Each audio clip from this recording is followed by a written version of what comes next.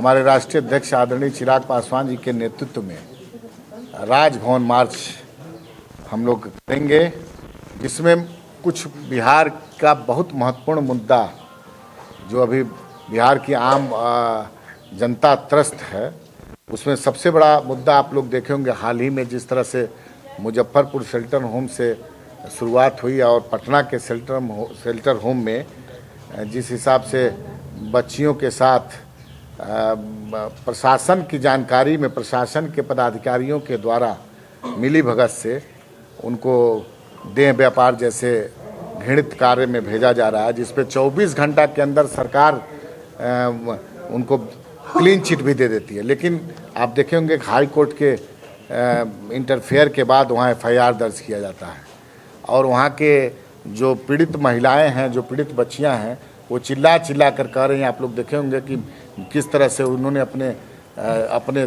शरीर को क्षति पहुंचाने के लिए, अपनी जान तक देने के लिए अपना नस वो बेटियां बिहार की काटी हुई हैं। इस सब पे तुरंत सरकार एकदम पटना में मुख्यमंत्री के नीचे, जहां मुख्यमंत्री का राजधानी जहां बैठते हैं उसके नीचे ही 24 घंटा में आनन फानन में उनके पदाधिकारी उनको क्लीन चिट दे देते हैं। तो कई हाई कोर्ट के उसमें फिर FIR हुआ है। दूसरा आप देखे होंगे पटना में जिस तरह से स्वर्ण व्यवसायी, और आप कोई ऐसा जिला नहीं है जहां पर ATM की लूट पर डे ना हो रही हो। पर डे किसी स्वर्ण व्यवसायी, चाहे कोई व्यवसायी आज के डेट में सुरक्षित नहीं है। जैसे ये आए थे पुराना ये कह करके कि जंगल राज था, तो हमको लगता है कि आज जंगल राज पार्ट 2 की शुरुआत बहुत पहले नीतीश कुमार जी के द्वारा हो गई है।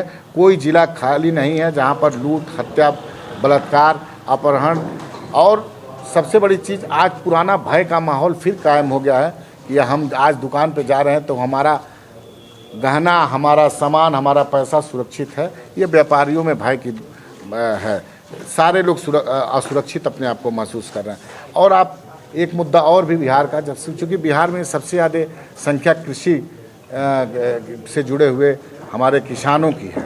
आप देखे होंगे किसानों की जिस तरह से हर जिले में खाद को लेकर के खाद नहीं मिल रहा है, काला बाजारी से आपको खाद एकदम उपलब्ध है, लेकिन मानक मूल्य से बढ़ा चढ़ा करके काफ़ी, मतलब हर बोरे पे जो 50 किलो का वजन का होता है उस पर हमको लग रहा है 300-400 तक ब्लैक मार्केटिंग सरकार के पदाधिकारी की मिली भगत से हो रही है। चूँकि मैं इसलिए कह रहा हूँ कि बिना सरकार के पदाधिकारी की मिली भगत से कोई कालाबाजारी नहीं कर सकता है। नीतीश कुमार जी हमारे यहाँ के नौजवानों को 19 लाख रोजगार बोले थे।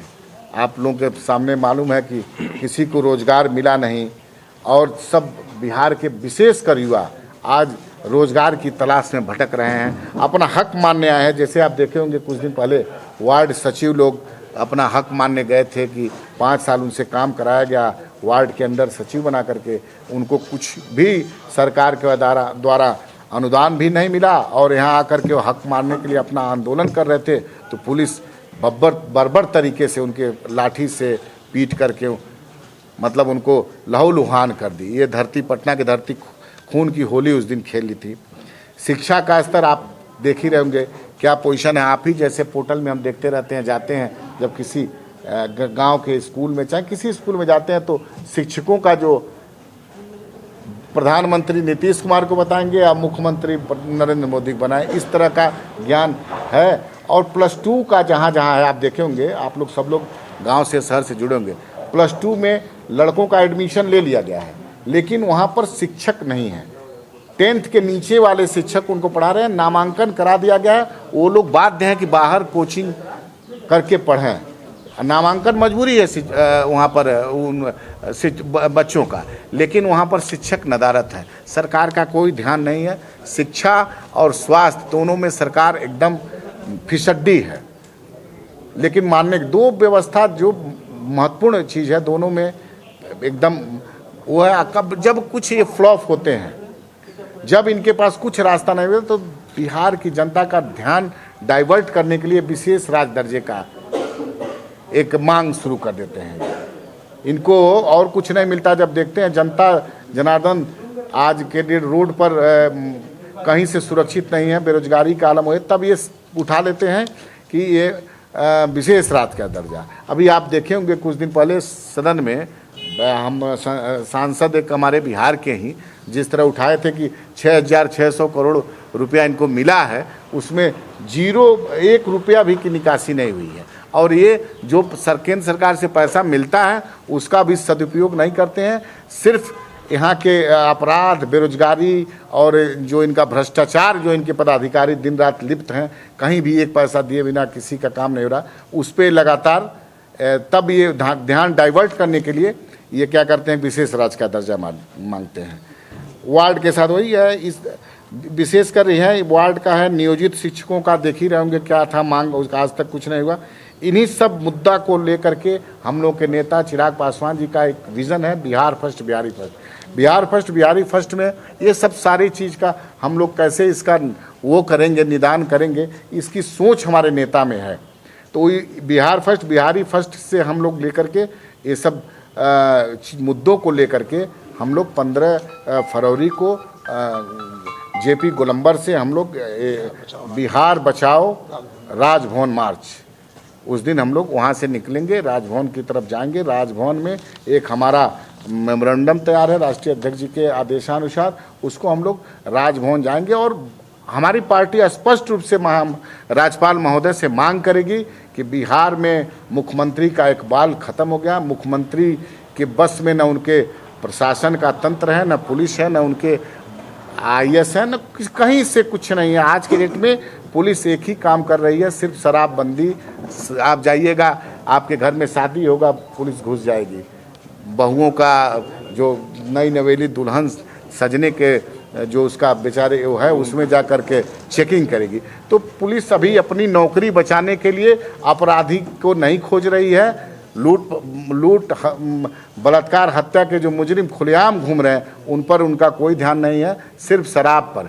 और शराबबंदी पर मैं स्पष्ट रूप से कहना चाहता हूँ, आप कोई ऐसा बिहार का जिला नहीं है, कोई ऐसा प्रखंड नहीं है जहाँ जहरीली शराब से नहीं मरे वो लोग। लेकिन मुख्यमंत्री अपने इस कानून को लागू कराने में अक्षम है।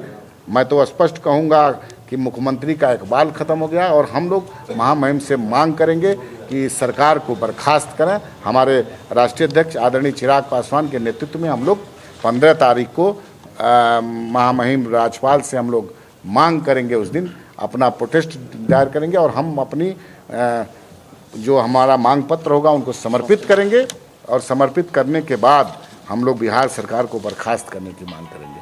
अब बाकी और कुछ आप लोगों को साथियों को 7 फरवरी को एक वीडियो वायरल हुआ था, सरस्वती पूजा का कोई वीडियो आया, उसमें जो बिहार विधानसभा के अध्यक्ष है बहुत बड़ी आपत्ति की है कि उस पर कोई कार्रवाई नहीं है, SP भी उनकी बात नहीं सुन रहे हैं, थाना प्रभारी नहीं सुन रहे हैं। तो ऐसे में क्या कहेंगे इस पूरे मुद्दे पर, जिस तरह से उन्होंने कहा बिहार विधानसभा अध्यक्ष? देखिए, बिहार विधानसभा के अध्यक्ष बोले हैं, अब इसी से आप कल्पना कर सकते हैं, जब विधायकों को कहीं प्रशासन के द्वारा अपमानित किया जाता है तो विशेषाधिकार उन्हीं के अधीन एक कमेटी होती है, उसमें विधायकों को न्याय इस अफसरशाही से दिलाने का है। लेकिन देखिए, दुर्भाग्य है बिहार का कि विधानसभा के अध्यक्ष संवैधानिक सबसे बड़ा पद होता है और उनको न्याय लेने के लिए दर दर भटकना पड़ रहा है। मैं तो यही कहूँगा, उनको दर दर भटकना पड़ रहा है। आज वो एक दरोगा, उनके यहाँ का जो हम उनके बयान को सुने हैं कि 4 पंचायत का वो थाना है और वहाँ पर खुलेआम 2-2 जगह सरस्वती पूजा में गंदे गानों पर नृत्य हुआ है और खुलेआम उस पर कोई सरकार। तो एकदम स्वाभाविक है कि मुख्यमंत्री के अधीन जितने भी हैं वो किसी भी विधायक, किसी भी मंत्री का कोई चलती नहीं है। प्रशासन बेलगाम है एकदम स्पष्ट रूप से।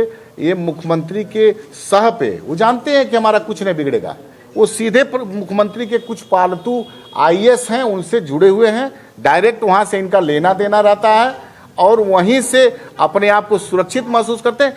किसी भी मंत्री विधायक का, हम लोग तो मान लीजिए विपक्ष में, मैं भी 5 साल MLA रहा हूँ, मैं जानता हूँ किसी भी मंत्री विधायक की सुनवाई नहीं होती है, क्योंकि वो कुछ मुख्यमंत्री के इर्द गिर्द रहने वाले IASओं से डायरेक्ट उनका लेन देन है।